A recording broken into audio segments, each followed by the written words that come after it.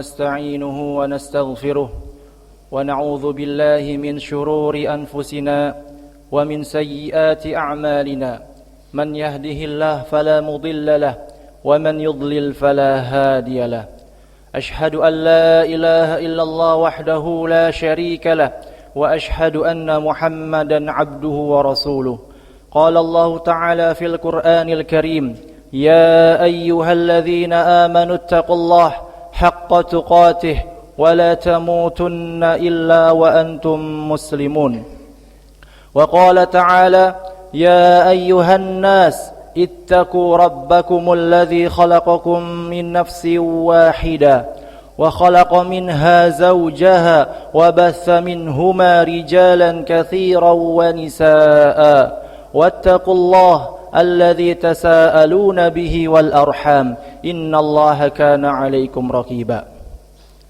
Jamaah kaum muslimin yang dirahmati Allah Subhanahu wa taala. Alhamdulillah, segala puji bagi Allah Subhanahu wa taala yang telah memberikan kepada kita banyak nikmat dan karunia-Nya. Kemudian salawat serta salam semoga selalu dicurahkan dan dilimpahkan kepada baginda Nabi yang mulia, Sayyidul Awwalin wal Akhirin, Nabi besar Muhammad sallallahu alaihi wasallam beserta keluarga beliau, para sahabatnya dan umat beliau yang mengikutinya dengan ihsan. Jamaah sidang Jumat yang dirahmati Allah, tiada yang lebih penting dibandingkan tauhidullah. Tiada yang lebih mulia melainkan kita mempelajari tauhid kepada Allah Subhanahu wa taala dan mengilmui tentang hak-hak Allah Subhanahu wa taala. Dan wajib bagi kita sebagai seorang hamba Allah untuk mempelajari tauhid, karena dengan tauhidlah kita akan masuk surga, dan tanpa tauhid mustahil kita akan masuk ke dalam surga Allah Subhanahu wa taala. Dan Allah Subhanahu wa taala akan menjamin surga bagi hambanya yang meninggal dunia di atas tauhid. Dan Allah pun akan menjamin surga bagi hamba Allah yang meninggal dunia di atas kalimat la ilaha illallah. Rasulullah sallallahu alaihi wasallam pernah bersabda dalam sebuah hadis yang diriwayatkan oleh Imam Muslim, Man mata wa huwa ya'lamu annahu la ilaha illallah dakhalal jannah. Barang siapa yang meninggal dunia dan dia mengilmui tentang apa yang diinginkan oleh kalimat la ilaha illallah, maka ia pasti akan masuk surga. Dan orang yang bertauhid, jamaah sekalian, akan Allah masukkan ke surga tanpa azab, tanpa hisab. Rasulullah sallallahu alaihi wasallam bersabda dalam hadis yang cukup panjang, uridat alayyal umam fara'aitun nabi wa ma'ahu ruhayt wan nabi wa ma'ahu rajul wa rajulan wan nabiyyu wa laysa ma'ahu ahad. Diperlihatkan kepadaku umat-umat di hari kiamat kelak. Kemudian aku melihat ada seorang nabi yang diikuti oleh suatu kaum, dan ada juga nabi yang pengikutnya satu atau dua orang saja, dan ada nabi yang tidak mempunyai pengikut sama sekali. Ini menunjukkan bahwasannya dakwah, inti dakwah, tujuan dakwah bukanlah banyaknya pengikut, bukanlah mencari pengikut, namun esensi dakwah adalah kita mengabarkan atau menyampaikan risalah Allah Subhanahu wa taala. Adapun hidayah itu urusan Allah Subhanahu wa taala. Kemudian Rasulullah sallallahu alaihi wasallam melanjutkan, idzu fiha sawadul azim. Kemudian tiba-tiba diperlihatkan kepadaku golongan yang besar, kelompok yang besar. Fazanantu annahum ummati. Maka aku menyangka itu adalah umatku. Maka dikatakan kepadaku, innahum Musa wa qaumuh. Itu adalah Nabi Musa dan kaumnya. Kemudian diperlihatkan kepadaku kembali kaum yang besar. Maka dikatakan padaku, itu adalah umatmu, dan bersama umatmu ada 70.000 orang yang masuk surga tanpa hisab wala azab. Maka setelah itu Rasulullah SAW pun bangkit dan masuk ke rumah beliau. Maka para sahabat berbincang-bincang, mereka saling bertanya, siapakah 70.000 orang tersebut yang masuk surga tanpa hisab dan azab? Kemudian keesokan harinya Rasulullah SAW pun datang dan para sahabat bertanya. Lalu Rasulullah SAW menjawab tentang 70.000 orang yang masuk surga tanpa hisab wala azab.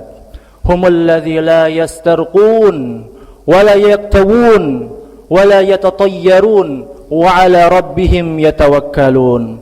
Mereka adalah orang-orang yang tidak meminta diruqyah dan tidak berobat dengan cara kai atau besi panas, dan mereka tidak bertatoyur, tidak menganggap sesuatu sial dengan datangnya burung atau sesuatu apapun.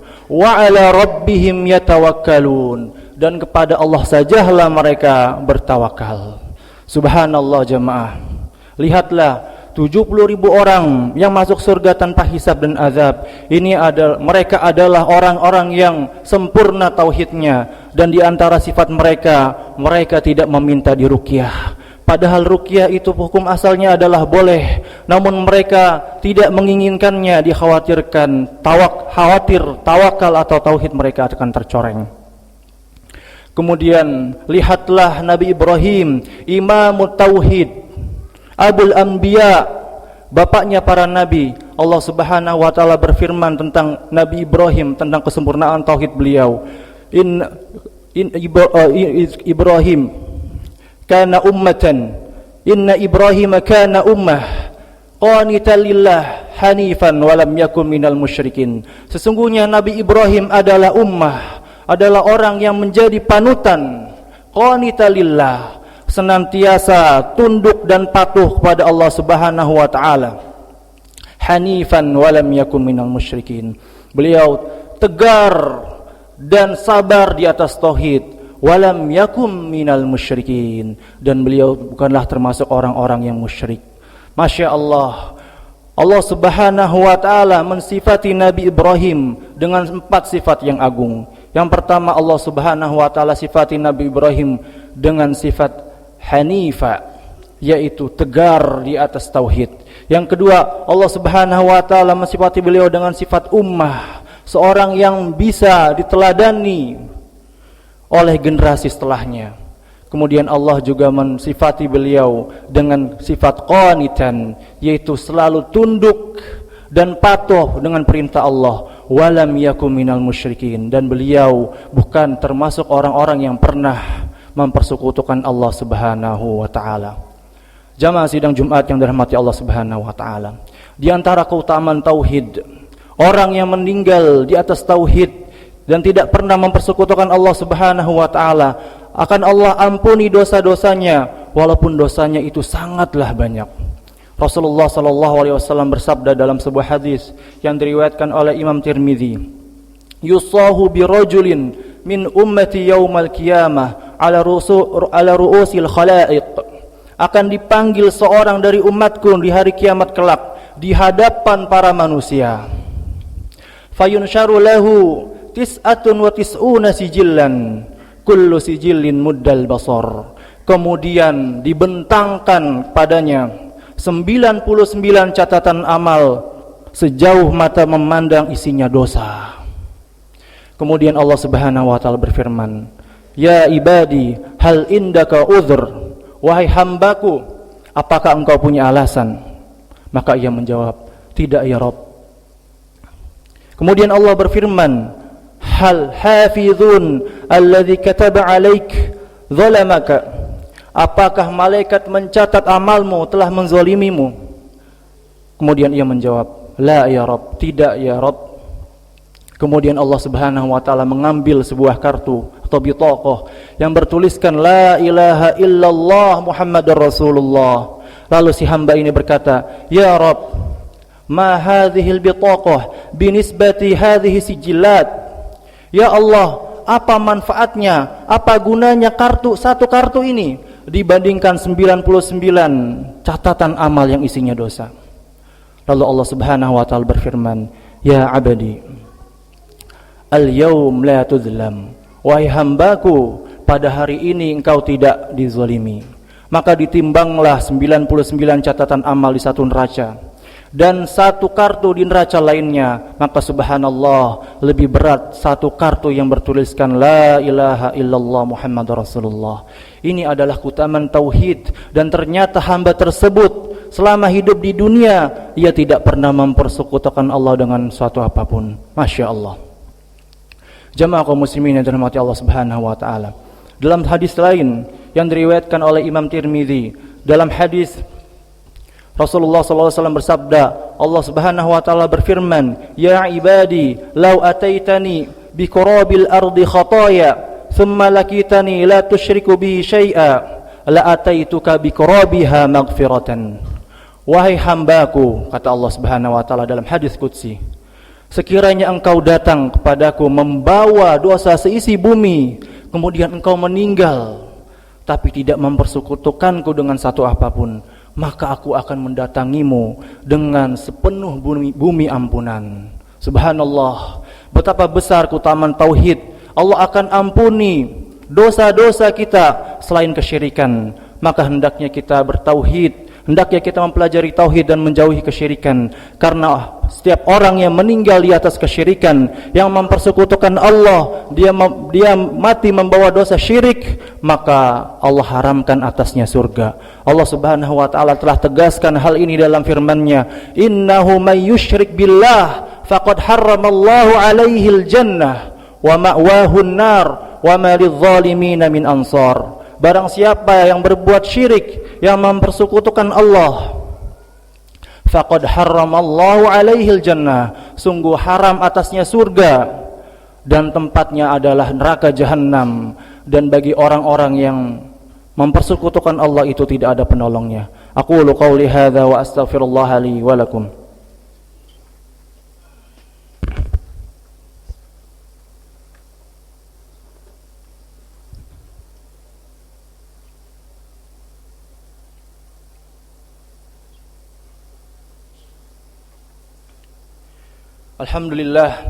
Alhamdulillahilladzi arsala rasulahu bil huda wa dinil haqq liyudhhirahu 'ala ad-dini kullih walau karihal kafirun. Ashhadu an la ilaha illallah wahdahu la syarika lah wa ashhadu anna Muhammadan abduhu wa rasuluh la nabiyya wa la rasula ba'da. Jamaah kaum muslimin yang dirahmati Allah Subhanahu wa taala. Jangan kita menganggap diri kita sudah sempurna tauhidnya. Karena betapa banyak orang yang telah mempelajari tauhid, yang telah membaca kitab-kitab tauhid, bahkan menghafal matan-matan tauhid, namun aplikasinya sangat kurang. Betapa banyak orang yang kurang dalam aplikasi tauhid, kurang tawakalnya kepada Allah Subhanahu wa taala, kurang rasa takutnya dan harapnya kepada Allah Subhanahu wa taala, kurang rasa cintanya dan keikhlasannya kepada Allah Subhanahu wa taala. Masih lebih mencintai dunia dibandingkan akhirat, masih lebih mencintai popularitas dibandingkan Allah Subhanahu wa taala. Maka ini adalah cambuk bagi kita semua, terutama bagi yang berbicara di depan, terutama bagi khatib pribadi. Maka kita khatib berpesan agar kita selalu memotivasi diri kita untuk mempelajari tauhid kembali. Lihatlah Rasulullah sallallahu alaihi wasallam 5 hari sebelum beliau wafat, beliau mewanti-wanti para sahabatnya agar tidak terjerumus ke dalam kesyirikan. Rasulullah sallallahu alaihi wasallam bersabda, "La'anallahu al-yahudu wan nasara ittakhadhu qubur anbiya'ihim masajid." Laknat Allah, semoga Allah melaknat orang-orang Yahudi dan Nasrani. Mereka menjadikan kuburan-kuburan para nabi mereka sebagai masjid, yaitu tempat ibadah. Yuhadziruhum ma sana'u. Nabi sallallahu alaihi wasallam memperingatkan, mentahdzir para sahabatnya agar mereka tidak melakukan hal tersebut. Padahal kita tahu para sahabat Rasulullah sallallahu alaihi wasallam tauhidnya sangat kokoh, imannya sangat tinggi dibandingkan kita yang 15 abad hidup setelah mereka. Lihatlah Nabi Ibrahim, Allah Subhanahu wa taala mengkisahkan beliau seorang imam tauhid. Allah Subhanahu wa taala mengkisahkan bagaimana Nabi Ibrahim khawatir dirinya dan anak cucunya, keturunannya